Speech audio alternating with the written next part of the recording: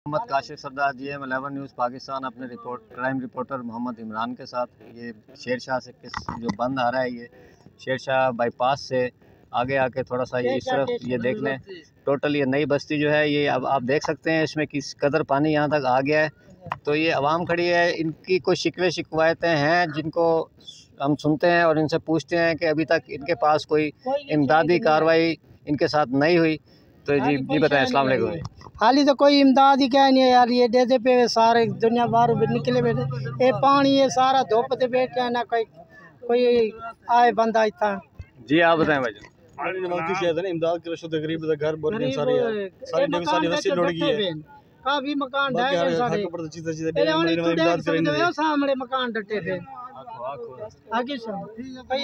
चलो कोई इमदाद करें। जी आप देख सकते हैं ये इस साइड पे ये देखें, ये सारा पानी जो है ना ये आए खड़ा है और इससे ये घर और ये सारे ये नकल मकानी करके इधर ये बंद पर बैठे हैं।